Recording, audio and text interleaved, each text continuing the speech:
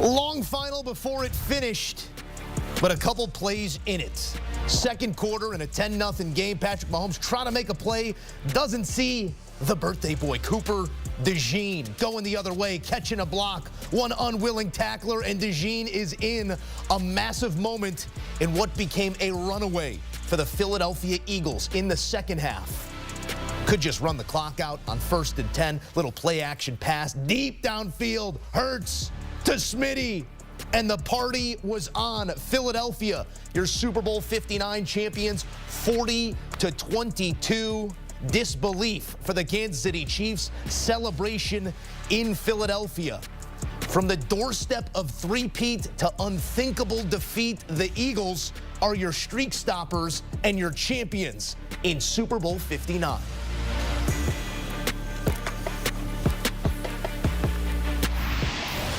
All right, let's dive in. Joe Musso, pleased to be alongside my guys, Lige, Douzable, Ryan Harris, Emory Hunt. Fellas, you could really come up with your thoughts here at halftime and copy and paste them here. Second half, we did see some resistance, but far too little, far too late from the Kansas City Chiefs. We said at half, this was the group up front, and they should be proud of what they did. Defensive line for the Philadelphia Eagles. How pivotal today?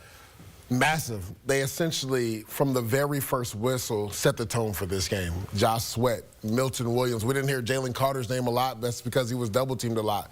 Jalen Hunt on the outside because Nolan Smith actually got banged up, missed a few plays. Jalen Hunt came in and had to have a sack. So the dominance, not just in the pass rush game, but in the run game as well. We talked about it, Moose, at halftime.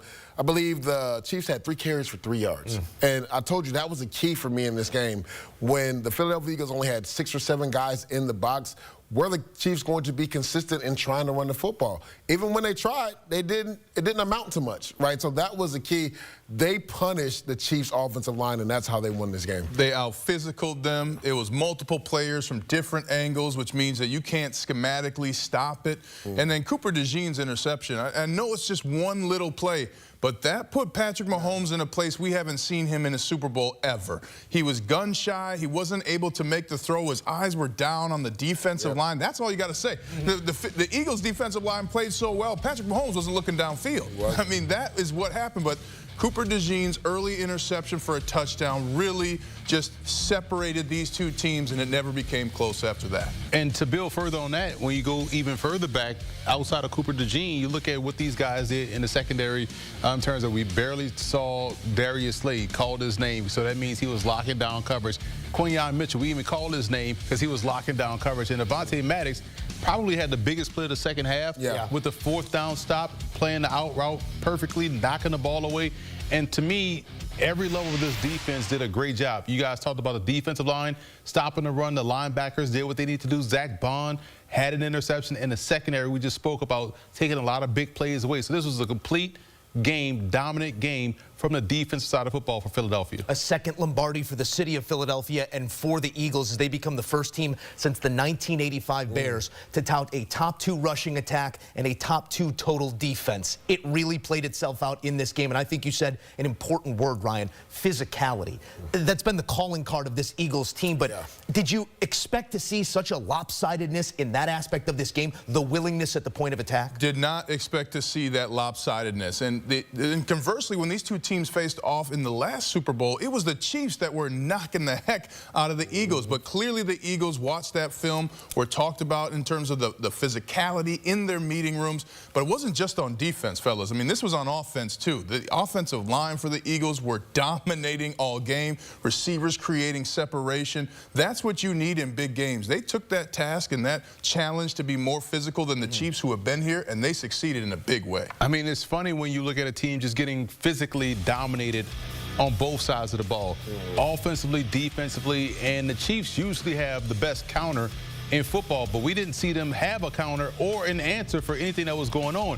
So Philly went out there offensively. It wasn't about the run game. The rush attempts were there. The big part of what helped them get together offensively on the ground was Jalen Hurts' legs, and then we saw the deep ball as a result. The deep passing game was where it needed to be, and on defense, man, we talked about this at halftime, making the plays that are there to be made. They didn't miss any opportunity to turn the ball over. They, again, out-Chiefs the Chiefs in this contest. I hesitate to say it, so I'll instead ask it. Okay. Is unprepared a fair word to use for this Chiefs team today? It's a fair question to ask, Moose, because we were talking about this upstairs. We were wondering what Andy Reid was doing, right? You stated it multiple times, Moose, on 3rd and 9. They're running 20-yard routes, knowing that the offensive line can't hold up in protection. You're not helping Patrick Mahomes out. And to Ryan's point, once you start getting hit as a quarterback, instead of looking down the field, you're looking at the rush.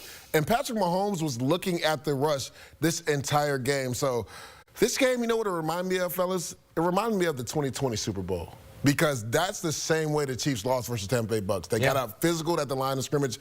Their defensive line with Shaq Barrett and Jason Pierre-Paul got after those tackles just like Josh Sweat and Jalen Hunt did today, and then Milton Williams from the interior defensive line. So we saw the Chiefs make some adjustments after that. That's when they drafted Creed Humphrey and Trey Smith. Now it seems like they have a real issue at the tackle position. Where do they go from here as far as trying to mitigate or fix that issue? I just didn't like it how they were going to continue to go out there in 3, 4, 5 receiver sets, not help those 2 tackles, not put those 2 tight ends out there, and not try to run the football to at least calm the rush down and get yourself back in the ball game. We were laughing and joking watching the game saying, hey, they even crossed 50 yet, not knowing they really hadn't crossed the 50 yet until late, and that is unheard of. But when you try to find ways to get back into a ball game, you get back to basics like Ryan talked about at halftime.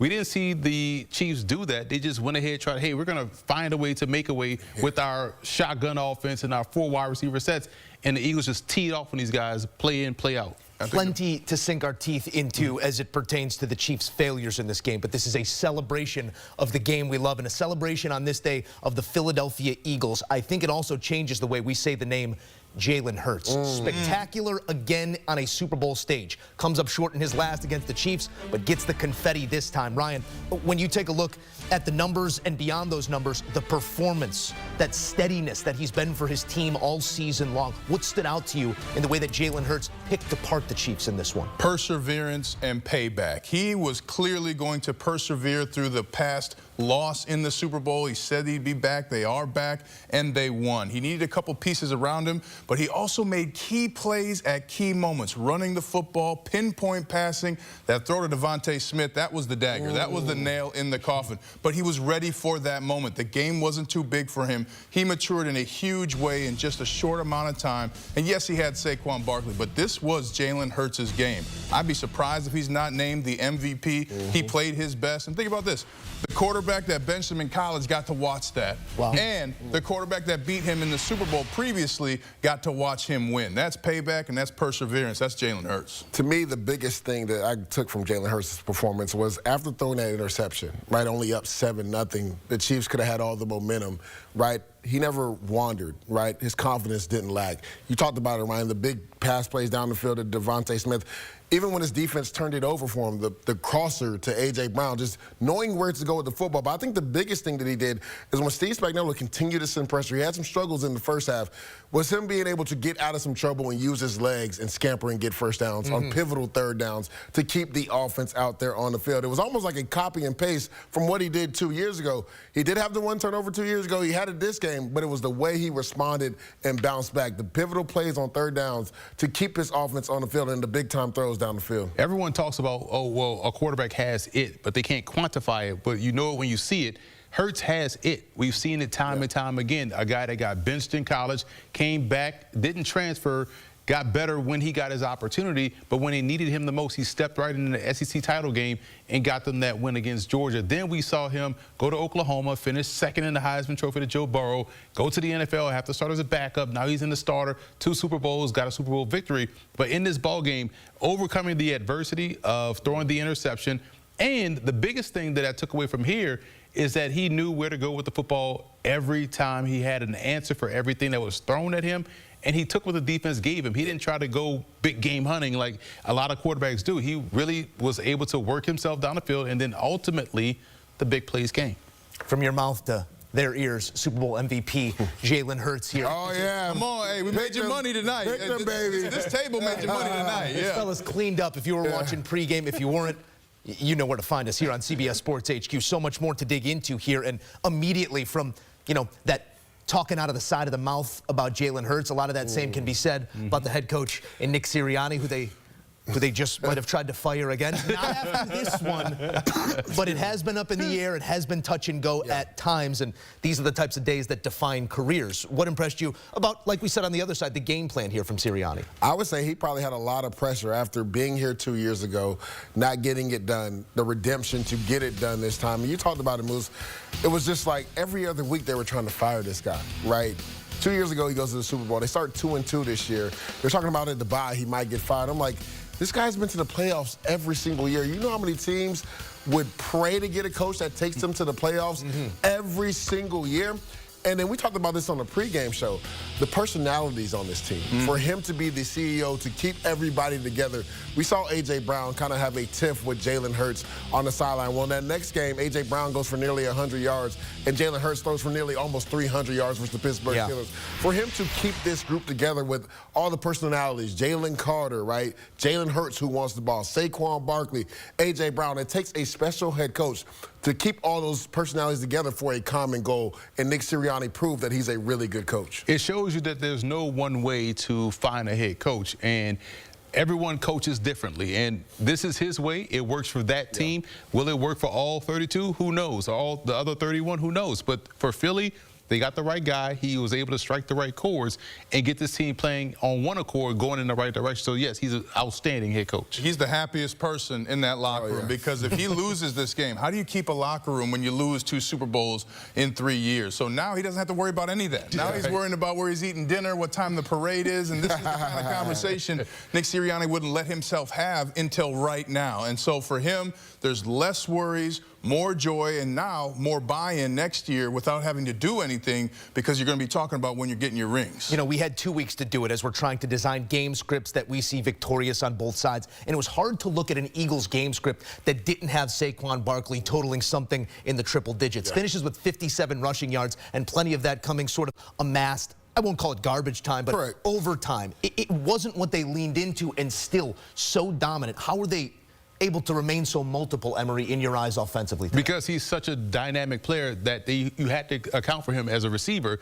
which he has some success catching the football, but also his pass pro was where it needed to be. He picked up a couple of key blitzes as well. So he was knocking on the door on all 3 facets in terms of being a complete back in this ball game. And we saw him start to rip off those bigger runs in the second half because he was able to get those 2 or 3 yard gainers in the first half. But I love the fact that they stayed with the rush attempts. The yards weren't there, but they came in the second half, but he was finding success in other ways. And he attacked the line of scrimmage with physicality every single rep. Sometimes when a running back doesn't get going, they start slowing down, they start moving their shoulders, trying to look for a hole. Not Saquon tonight. He was firing at that line of scrimmage. Even when he wasn't getting the ball in motion, he was moving like he was going to get the ball. That takes the eyes of the defense. He impacted the game in a huge way. Because they were able to stay balanced because of what we talked about in pregame. And I said that Steve Spagnuolo is going to take away what you want to do well. And Drew Tranquill had a heck of a game for the Kansas City Chiefs. He single-handedly was trying to mitigate what Saquon Barkley was going to do. But you got to give a shout-out to the offensive line because we were talking about this upstairs. There were times where Jalen Hurts was back there patting the ball 5, 6 seconds, and was able to throw the ball down the field. And then to Jalen Hurts, to give him credit, there was times when he saw the blitz was coming and knew exactly where to go with the football because Steve Spagnuolo is going to try to speed up your clock every single time. And that's why I think this was a big mental hurdle for Jalen Hurts, and he passed with flying colors, more specifically in that second quarter and in the third quarter. That pass to Devontae Smith was against pressure, right? The pass to A.J. Brown, the offensive line did a really good job picking up the pressure, which allowed him to win on that drag route to score that touchdown. So they were able to be balanced on offense because of the offensive line play and protection, but then also Jalen Hurts knowing exactly where to go with the football. Gotta say, hard to lose when you're playing with this crew, fellas. Fantastic work throughout the night and throughout the season. We are just scratching the surface, just getting started here on CBS Sports HQ. Straight ahead, more coming from Super Bowl City. We'll take you out to New Orleans. We got sights, we've got sounds, we've got it all coming up as we take a look at the Eagles in Super Bowls. They capture a second, a win and an atonement for past sin. They take down the Chiefs in a lopsided Super Bowl win. What a moment for this franchise as we welcome you back into CBS Sports HQ, taking you down to field level where Pete Prisco and Bryant McFadden are joined by quite a guest here, fellas, a Super Bowl champion in big play Slay. Mac, what do you got? Big play, Slate. Yes, sir. Yes, sir. First and foremost, Super Bowl champion. Come on now. Put it on my Big resume. play, Slate. How does that sound to you knowing that you're a champion right Man, now? it feel good, man. It took me 12 years to get here, man. I'm so thankful, man. My Lord and Savior, man, he really been doing a blessing on me, man, since I've been, put on this earth. So I'm thankful, man. I'm thankful for my teammates, but, man, I'm finna love this. No question. You guys didn't really have to do a whole heck of a lot on the back end with that front getting after him a little bit today, did you? Oh, yeah, man. That's what we do. That's what it is, man. Team collective win, man. The front doing their job, and we doing our job on the back, and we made sure that he have easy access to throw to these guys because we want him to get to the second or third read. And, and that's what we did, and that's why them boys are getting after it, man. Them boys are already up there hunting.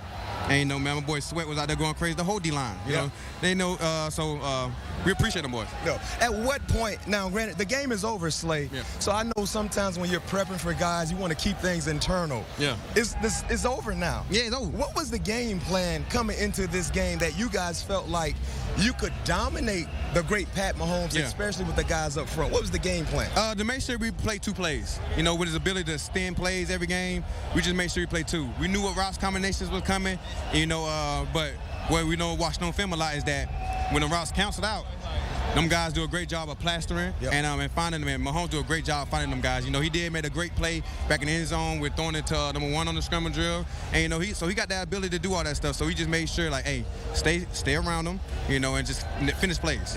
When he had one first down in the first half, he had one first down. He just looked frustrated. Did you notice? Did you see it on his face? Did you see it on their faces? Well, we ain't looking at nobody's face but the team. We was our teammates, man. We just look each other in the eye like let's keep it here. You know what I'm saying? Because we've been there before. Because 22, we was up going into halftime at 10, and we know what type of guy he is. So we weren't done until the clock say 0-0, man. We didn't care how frustrated he was or whatever it had to be. We just went out there and just executed. Big plays. Last question for you. When you look at two individuals that are associated with your team, your head coach Nick Sirianni and your star quarterback Jalen Hurts, oftentimes from the outside has been criticized, right? What does this say about those two individuals? Man, that they are leaders, man. It start off for sure with the head coach leading the way, then with our quarterback, picking it up. They two great individuals, man. Two great individuals, man. Coach do a great job, man. I don't understand how, a coach, maybe want coach gone when you done been to the playoffs 4 times since he's been here. 2 Super Bowl champion, 2 times. Went to the Super Bowl twice. Jalen been ever since he's been a starter, been in the playoffs. So we don't understand the criticism, but I know one thing it do like a flu. You know what I'm saying? Them guys be ready to go after it. You hinted that maybe this might be the end for you. You haven't said if it was or not. Nah, I got at least one more. He got one more. You got one more? At least one more. I can play a lot more, but you know what I'm saying? I just think it's time for me to and you got one more in Philly. You got one more in Philly? Yeah. Let's go. That's where I wanted to be. That's where I want to be. I want to be in Philly, man. I love this. I love the city. The city love me. No question. Hey, so let's get it rocking. No question. Super Bowl champion, Darius Slay. I know you want to go find a fam and go party, man. So enjoy yourself. You deserve it. Congratulations, man. Appreciate it. Have a good one, man. We appreciate the Eagle captain taking some time here on CBS Sports HQ as we dig deeper with Pete Prisco and the 2-time champ in Bryant McFadden. Fellas, of all the different outcomes, of all the different possibilities that we've mulled over the past 2 weeks, Pete Prisco, is this a thought that even entered your mind? Never. Look, did I think the Eagles could win the game? Absolutely. Did I think they would do it in dominating fashion like that? No way. But you know what it is, Joe? It's a lesson to everybody out there, and we preach it all the time.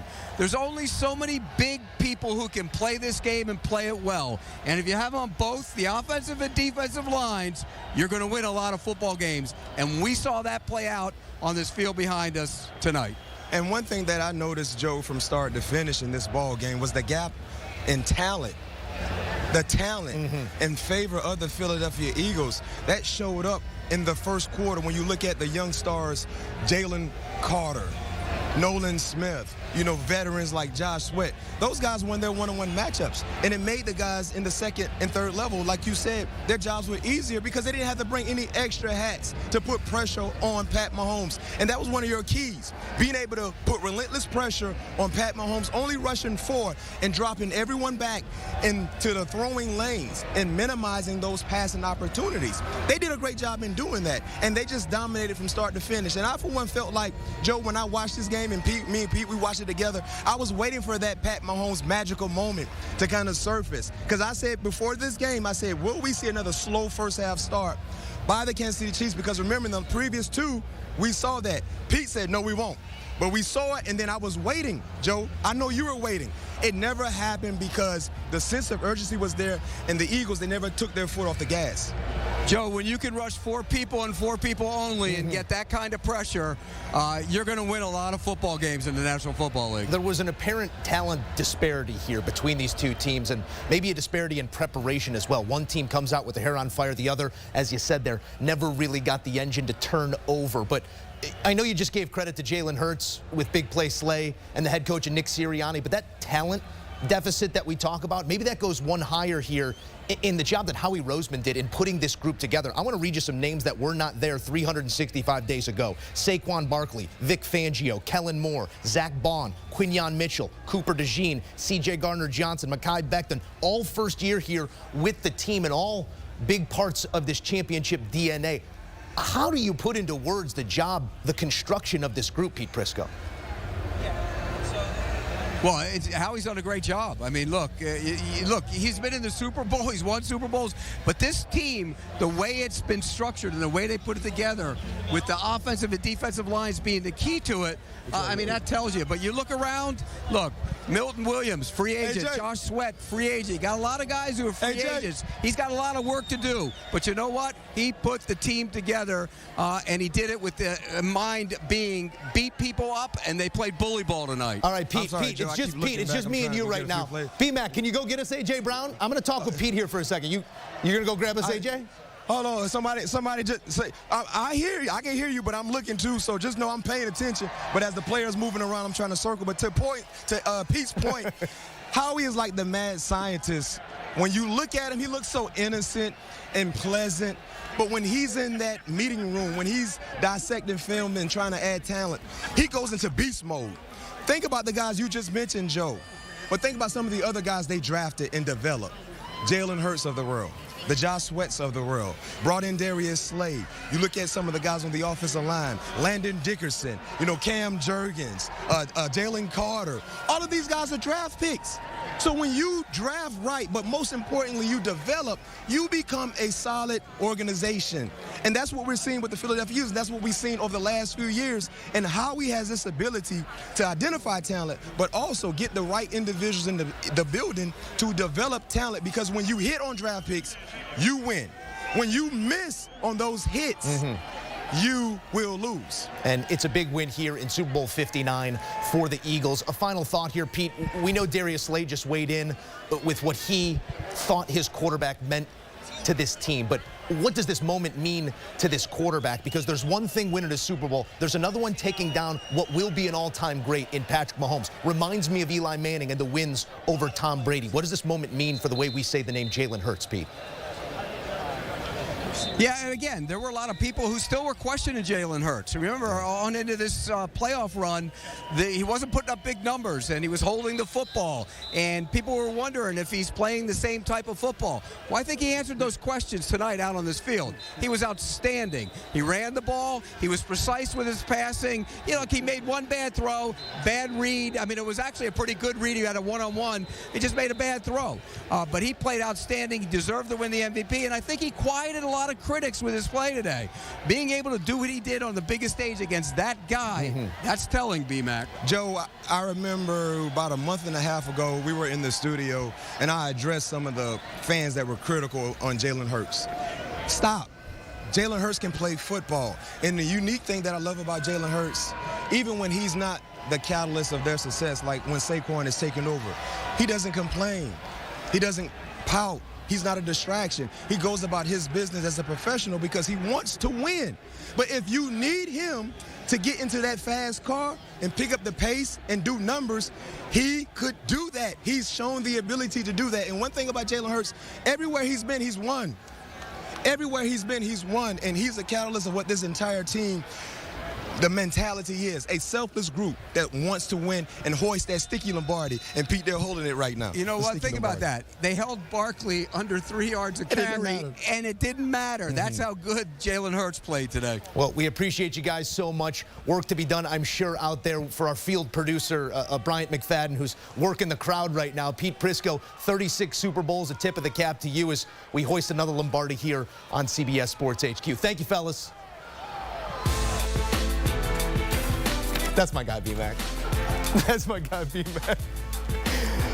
Man got on a plane for 20 weeks to come do football with us here on CBS Sports HQ. I appreciate him. I appreciate the effort out in the field as well. The two-time champ Bryant McFadden never ceases to entertain us. Entertaining night here out of Jalen Hurts. Quarterbacks to lose their Super Bowl debut and go on to win a Super Bowl. Seldom do they make it back. Hurts back and now a winner.